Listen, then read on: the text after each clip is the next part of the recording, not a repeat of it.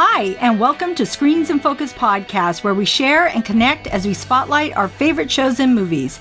I'm Diana. And I'm Brooke. And this is episode 52. Today we will be discussing Fear the Walking Dead Season 5, Episode 5, entitled The End of Everything, with the theme of protection. We will also discuss Halloween 2018 and Chernobyl, and touch on Stranger Things Season 3. Before we dive in, how are you doing today, Brooke? I'm doing well, thank you. We just had our 4th of July week, which was crazy that it was on a Thursday. Yeah. So that was pretty fun. We got to see some fireworks. We had delicious food. Yeah. And birthdays. Yes. Yeah. So it was fun. It has been a busy week for the both of us. Yeah. So I know. It was like, oh man, maybe going back to work on Monday I know. will bring some relief. I don't know. Yeah. Who's to say? I don't know. Did you have the whole week or Friday off after 4th of July? Yes. Oh, cool. I did. Cool. So, but I didn't. Busy. I worked, and I felt weird because I'm like, oh, wow, it's so dead around here. I would have had to have worked. I just, took it off. So Yes. yeah. But busy with home stuff. Lots of stuff going on. Awesome. So, Yes. in thinking about this Walking Dead episode, Right. how far would you go to protect something important to you? Oh, something? Yeah. Anything? Could be anything. Could be a person, could be an object, could be... I'm very particular when it comes to my personal belongings. Mm-hmm. And so, for example, if I lend anything out, I'm like, and I've gotten more finicky as time goes on in my life. Because you know the value of what you... So I actually will give people like a deadline when I will be calling them for it back. Yeah. Yeah, and I'm not afraid to do that But that's probably good. Yeah. Because then there's no issues. They know when you're expecting that back. Right. And you know how long to wait until you ask for it back, and it's not weird. Right. It's not misleading as well. Like, you can have this. No. Yeah. You cannot have this object of mine. Yeah. I want it back. Yeah. How about you? How far would you go? Well, it's funny, but we were talking about scary movies, the family, and the girlfriends of the boys wanted to go see scary movies because they all love scary movies, the girls. Okay. But my sons don't like scary movies, and it's because I didn't let them watch them when they were kids. Oh. Because I just didn't think it was something that they really wanted to watch. So I'm talking about when they were little. I just didn't let them watch scary movies. And through probably middle school and high school, I was fine with it, but they refrained from watching it. So now it is not their favorite thing. And they're like, Mom, it's your fault because we don't like scary movies, and it's all your fault because you didn't let us watch them. And now we have no interest in them. And the girls are all like, oh, I want to go watch this or I want to go watch that. Oh, and they won't. Yeah. So I think I thought I was protecting my kids when they were really little, but I don't know. Okay. Maybe it had an effect on their adulthood now, so it's very interesting. So then I guess it's good that I let my young children watch scary movies. I don't know. It depends on if they turn out to be a mass murderers when they grow up or not. Wait, this could go so many different ways. Yeah. I didn't want them to be desensitized. That was my thought. I don't know. Okay, people out there listening to our conversations. Yeah. Let us know what you think. How far would you go to protect something important to you? You can follow us on our Instagram, Twitter. You can also subscribe to our website and our YouTube channel. Let us know. Yeah. So, Diana, what were your overall thoughts on this episode of Fear the Walking Dead? Oh, this whole episode belonged to Althea, and I didn't think I missed her, but now I realize that I did. Mm-hmm. I was happy to see this episode because it moved the story along, and I'm excited to see that we're getting closer to knowing what is going on in this world and what may exist. Oh, so true. Also, the extent that some will go to protect it. Mm-hmm. We also learn more about Al and her background, which is very interesting. I know. She had such a story that we haven't heard before, and she's always documenting everybody else. Right. And their experiences. So it was really good to see something on her, because we haven't really seen that in... No. How many episodes has she's been in? One whole season. Right. And now then these, yeah. So here, that's really, good point, Diana. Yeah. I'm also really happy to see that Al is alive and that she's still protecting her camera and her tapes. I mean, she's just, that's, obviously she will go very far protecting what she loves. Uh-huh. And I was so eager to see who these 3-ringed helicopter people are. So that was really Me too. Interesting. Yeah. And I hope to have more answers. And I also saw that Al is and will always be a journalist, even while in captivity. Mm-hmm. We also learned that Al lost her brother while she was chasing the story of the initial outbreak and her recording of it. Yeah. And this is what she has been trying to protect in order to keep her brother's memory alive. Right. I was so moved by that. And it just seems like she's kind of put a bottle lid on top of that. Yeah. And her relationship that she had, she's still really affected by that, which is so powerful. And I think that's why she's always trying to tell everybody's story. Mm-hmm. I think it stems from that. Right. So she's definitely dealing with some emotions. Mm-hmm. And she can feel through other people's stories. So that's really, really also moving. Having a history, of who these people are is important because her brother's history is important. Yeah, she doesn't want to forget that. Mm-hmm. So when I saw that soldier woman or that soldier character was a woman, when Al knocked off her helmet, and that was a surprise to me. I don't know. I wasn't picturing a woman. And so when that helmet fell off, I was like, oh my gosh, wow, that is okay, let's go. Mm-hmm. And I also knew that she might have a good chance of getting the answers about what she was investigating. Just 2 women. I don't know. I just felt like there could have been a connection eventually. And I was hopeful. Yeah, that in her life, her life would be spared even after she escaped and risked her life for that tape. Mm-hmm. And that tape had valuable information on that, regarding the dead soldiers' maps. And so she negotiated the story for that tape. And I thought that was really good work. Yeah. Because it was so important. So this soldier woman, she went really far to get that tape to protect that. Right. And then Al is, so they're kind of like battling. Yes, they are. Their protective assets, yes, right? They both are protecting what's important to them. That's so interesting. Yeah. So let's talk about all the physicality Al had in this episode. Mm-hmm. She regains consciousness and is tied up in a car. Right. And in order to get loose, she calls a walker over. And I was like, what is she doing? Yeah. That was like crazy because she opens the door and it's like trying to come inside and eat her. Yeah. And she's like kicking it off and kicking it off. Getting the barbed wire. Yeah, because she wanted the barbed wire. Like, what if that didn't work? But she needed it to cut off her ties. Mm-hmm. So, and then she goes running off, with her hands tied up. And loses her boot. Right. Keeps running. And then later they have to deal with those boulders that fell. Right. And then they have to scale a wall. Yeah. That was so cool. It was very cool. Yeah. So with back to the barbed wire, I thought she would have cut herself. I was expecting to see kind of a mess. Yeah. Because I know that I would. I mean, I can't even handle tinfoil without cutting myself. Tinfoil? The heck? Some barbed wire on this walker.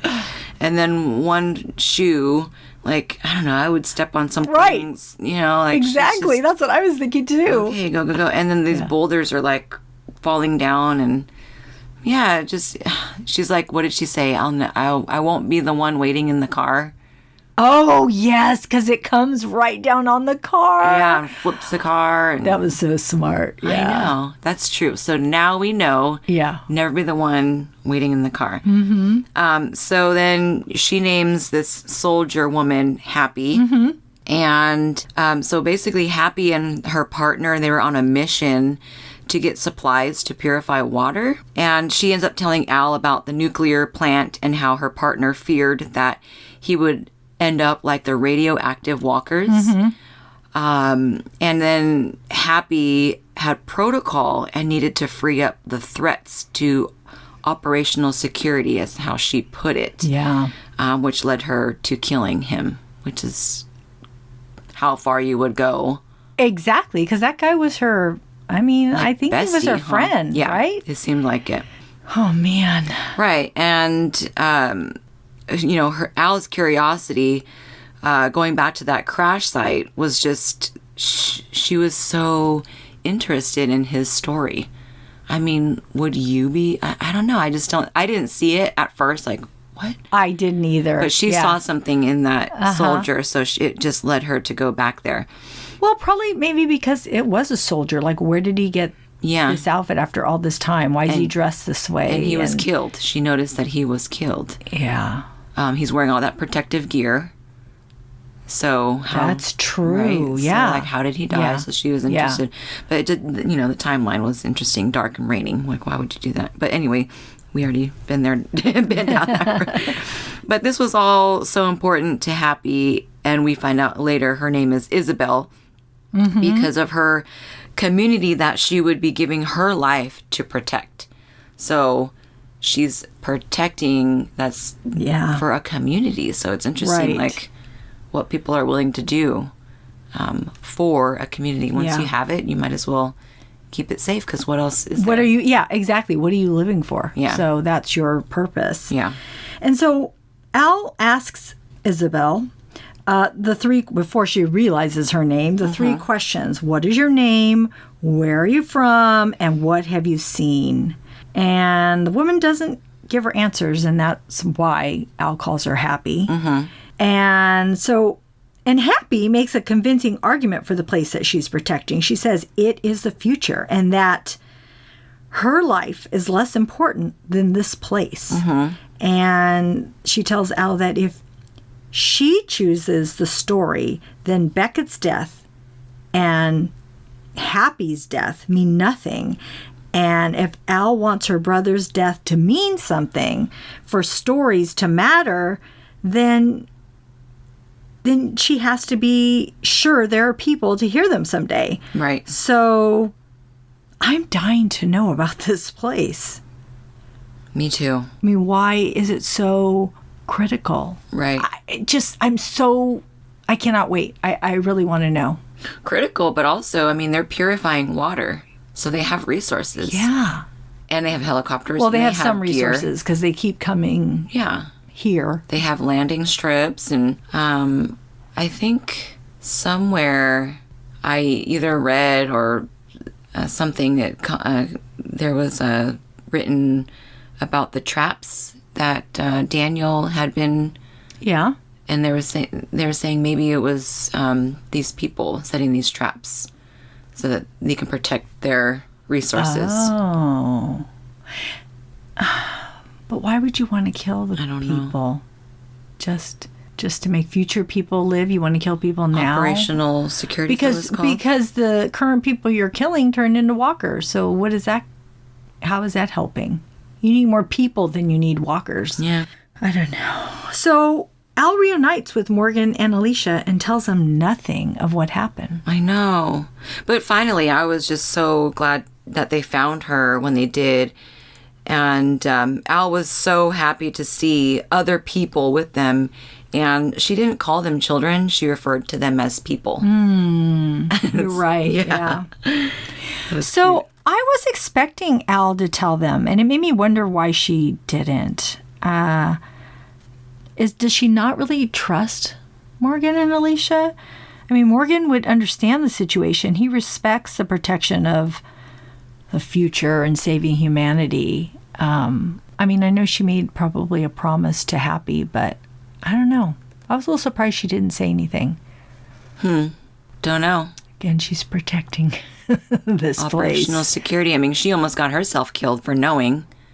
So maybe she's protecting them. I don't know. Yeah, that could be true. Yeah. Oh, that's good. Now that makes sense to me why she would do it. Kind of reminds me of Tara when she came back from Oceanside. Oh, yeah. Yes. She didn't tell them about it either until later when it was needed. Maybe Al will do the same. Yeah, that could be. Yeah. Ooh, that's a good thought. I like it. I also thought it was nice to see that Al opened up and told them her last name. Yeah. I thought that was a really nice moment to end the episode. Yeah. So, Diana. Yes, Brooke. What other things did you notice in this episode? So I knew that soldier was probably a woman because of her build. And either that or a small man. And I noticed it last week, too, when the kids were peering down the road and I saw the soldier. I'm like, that person's moving like a woman and that person is small. Oh, okay. So I was already in my mind thinking it could be a woman. She was really tall, though. Because Al's pretty tall, and then she was taller than Al. And Dominic's like, that lady's tall. See, I didn't notice that. I just thought I don't know if it was her movement or that her body was small. But I did think. Yeah, she had a small frame. Yeah, like, small frame. Thin. I thought it could have been a small man, but I knew it wasn't a normal sized man. Okay. So, but I kept saying, I said last week and I said this week, I think it's a woman. It was. So, and it's about time they show a tree tent, people. Yeah. I've been saying since back in The Walking Dead, maybe season 3 or 4, I'm like, why aren't they up in the air? Why aren't they sleeping in trees, you know? Because hopefully the walkers don't learn to climb. We need walls. And I love the idea of these, bite-proof jackets. Yeah. And the helicopters, the equipment, the weapons, the beer. Someone is making these things somewhere. Mm-hmm. It's all very interesting. We're going to head over there. We are. I know it. I can feel it in my bones. And, when Al says, you fall, I fall, when rock climbing. Oh, yeah. It reminded me of Jack and Rose in Titanic. You jump, I jump. I'll never let go. Yeah. But anyways, it did remind me of it. I'm like, wait, that sounds familiar. Yeah. What's that from? I really like that. Watching for falling rocks and then it smashed the walker. And I knew once I saw that there would be more rocks falling. Yeah. And I thought it would be really interesting that they were going to do that climb and just that they did the climb and found the supplies that they needed. And I liked how Al is so strong. I mean, she is. She just, she was innovative and she figured out how to re-hook because it was, I know. And she just jumped over there and she needed slack. It was just so incredible. Adventurous. Yeah. Dang, that was agile so and awesome. Resourceful and everything. But that would have been crazy if that walker was really decayed and then when she grabbed on to him, he would have fell apart and then she fell because his arm tore off. Yeah, and then it'd be back on happy again. Oh gosh. But and then of course I'm watching the opening to Fear the Walking Dead with the graphic design, and it had the helicopter. I think I saw the helicopter this time. I think I tried to look for it this time. Yeah. Like, I gotta watch the beginning. Yeah. So for me, it's just really fun to watch that part, and it tells a story right off the bat, kind of give us an idea of what to expect. So I really like that. Diana. Yes. Why do you love the show? I love that they added the element of the rock climbing. It was exciting to see them scale up the wall and to avoid the walker. Mm-hmm. And, I mean, it can be dangerous, especially relying on another person for your safety. And you have to trust one another. Mm-hmm. And it was good to see Al in the situation. And I love that we learn more about the helicopter people. And it makes me wonder where Rick is. Yes. Where are you, Rick? Where are you? No. What about you, Brooke? Why do you love the show? Well, I like the show, and I like how they separate the character's story and they focus on one character or all of them in one episode. And so it just depends on how much how much information they need to give us in one episode. And so I liked that in this particular episode, they focused a lot on Al. We got to know who she is. Yeah. And this new character, and then introducing the new, possibly maybe a new group. And like I said, I'm really interested about their resources. Yeah. Like you're saying, they have beer and other supplies, and the fact that they're purifying water. That's something that I don't feel that we have seen yet. So I really like that in this episode and in the show altogether when they kind of go through a backstory or just open up that character. Yeah. Who I feel that she, is well deserved. Mm-hmm. So in this episode, who would your award go to for your favorite quote, character, or moment? Of course, it goes to Al. Yeah. When Al thought she was going to die and says she lived for the moment and not the story, then she gives Isabella the tape that represents her brother and says, make sure the story matters. Al was so brave, and it made me well up with tears. And when I watched it again, my eyes welled up with tears. So I can tell you that moment meant a lot. At least I felt it meant a lot with her saying that. And then Isabella says, I want you to live. Don't chase this story. I hope you and your friends get home somehow. And she gives Al the answers she asked earlier, along with telling her that she has seen the most prettiest thing I have ever seen at the end of everything. And she kisses her. That was so sweet. I was so happy that she didn't follow protocol, but followed her heart and saved Al. And it makes me happy that love and humanity still exists, and it's not just about operational security. I know. I looked over at Dominic and, well, do you think that she's going to die? And he's all, no. Yeah. I didn't sure. I didn't think she was, but I thought, well, how is she going to get out of this? Mm-hmm. I don't know. I love that she had that change of heart. I really do. And she must have seen something, because here she killed Beckett, her friend. Yeah. But that's because maybe she had a love interest here. So it was yeah. So we learned something new about Al too, right? Yeah. So definitely. So Brooke, what about you? Who would your award go to? What was your favorite quote, character, or moment? I actually really liked the set design in this episode, and I like the small details of the sound and the set. So they had to climb the wall, and I really thought that was cool, and what a cool wall that they were able to climb. It looked so real to me. And also there were evening scenes when they were up in the treehouse tent. Yeah. And up on the top of the mountain. I liked how they filmed that as well. It was really beautiful. Yeah, it was. The sets were so awesome and designed so well. It's just cool how they were able to bring in so many different elements in one episode. I thought it was really creative. Yeah. So good job, set designers. I know. Fantastic and engineers. Job. Yeah. What other shows are you currently watching, Diana? So I'm watching Handmaid's Tale, and season 3. I'm up to episode 7. And then, of course, Stranger Things came out July 4th, I believe.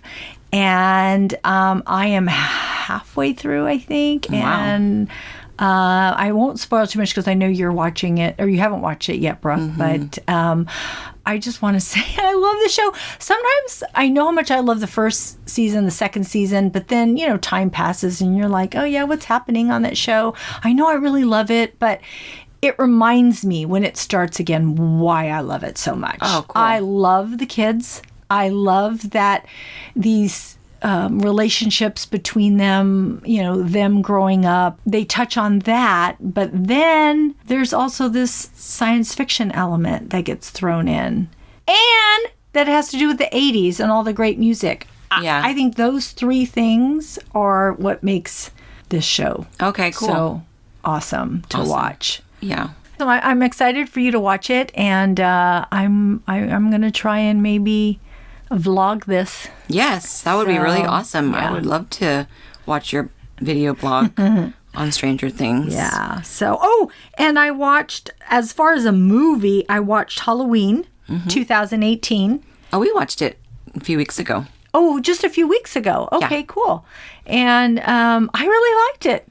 It was good. Yeah, I mean, I watched the ones way back when. I didn't see a lot of the middle ones. I watched like the first one, second one, third one, something like that. But then I think after the however many, I was like, okay, I'm done with Michael Myers. Just, and I didn't watch for a while. But I think because Jamie Lee Curtis was back in this one, I wanted to see her face him again. So, and why the heck won't Michael Myers die? Why can't he die? He's like 60 years old. I know. And he's been killed so many times. Where the heck is he being resurrected? So I've only seen like the first two and then this one. I don't think I've seen any of them in between. Yeah. So I'm not sure how he keeps coming back. I know, right? But there was like over a dozen people. I think we counted 15 people died in this episode or this movie. There's so many deaths. And I thought it was a really interesting story how the daughter took charge of, because she was being groomed and trained majority of her life. Yes. And so then they had that cool, like, basement bunker. I liked that. I thought there would be a little more concentration on Jamie Lee Curtis's character and her daughter grooming. I mean, it does play a part at the end, but I thought it was even going to be more emphasis on that. Well, because I'm thinking, you've trained your whole life for this, and I just wanted them to be a little more kick-ass than they allowed them to be. So I would have appreciated a little bit more of that. Right. So I kind of wanted the daughter to be surprised at her skill and be thankful to her mother for teaching her that, instead of just like it just happening in one scene. Yeah. But I hear there is another Halloween, and they're all three in it. Oh. So her, the mom, her Jamie Lee Curtis character, her daughter, and her granddaughter. Maybe Michael Myers has a spawn. Because I don't understand. Like, he was missing. He was missing when they showed this. I'm sorry, we're giving it away. So, but when they show it at the end, he's not standing right there where he was burning.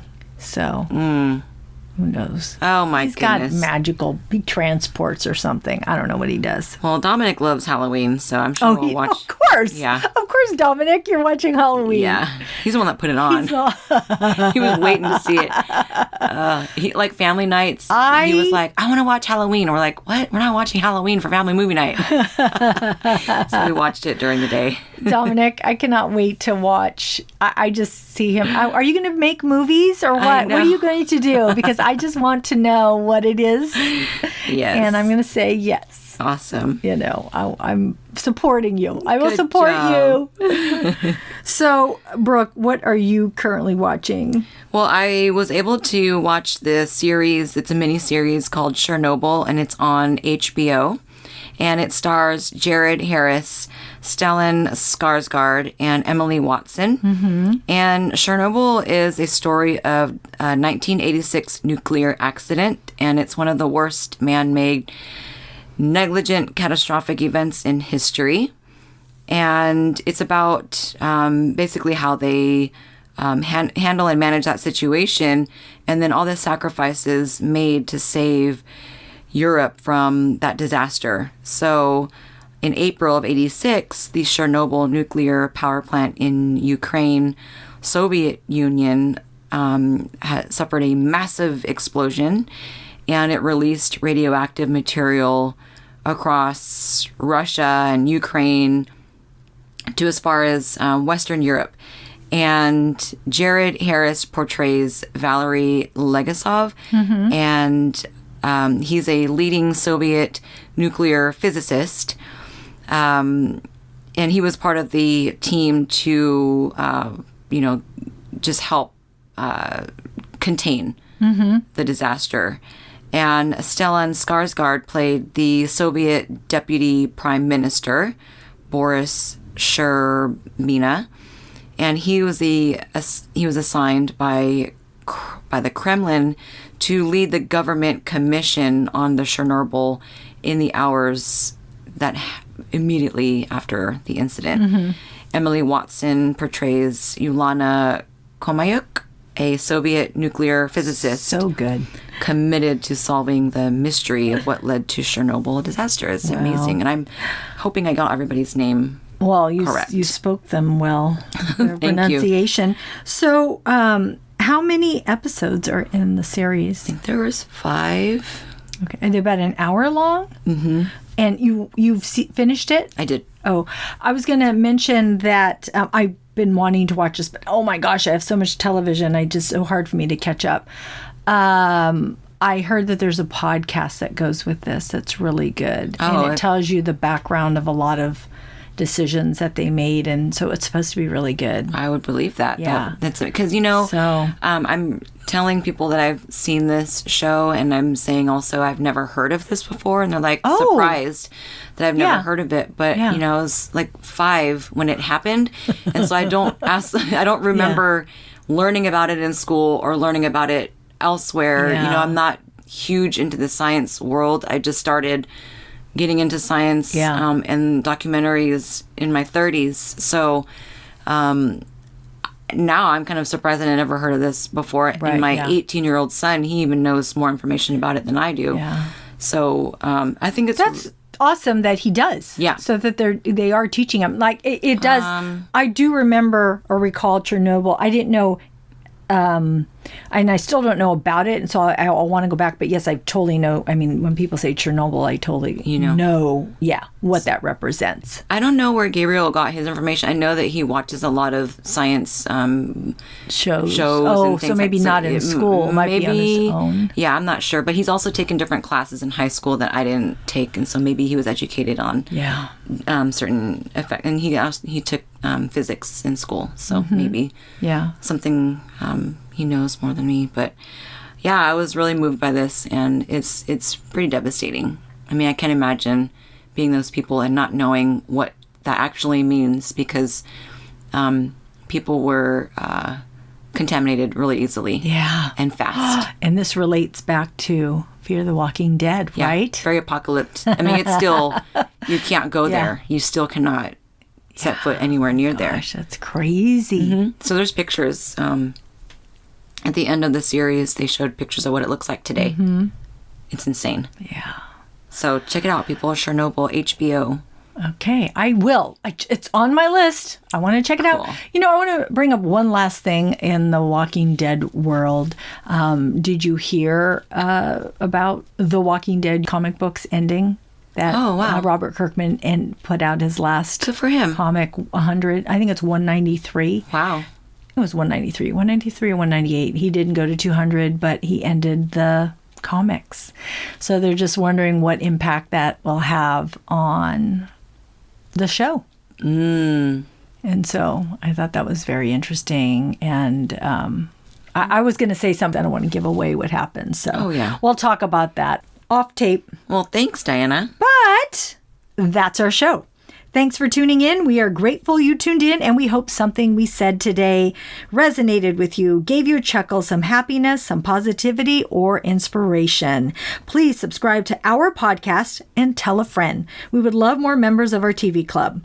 Rate and review the podcast on iTunes and Stitcher. We need your feedback. We will be uploading 2 new episodes Tuesday, July 16th. Our next show will be on Fear the Walking Dead, Season 5, Episode 6, and Big Little Lies, Season 2, Episode 5. You can find our website listed in our show notes. See you next time. Bye.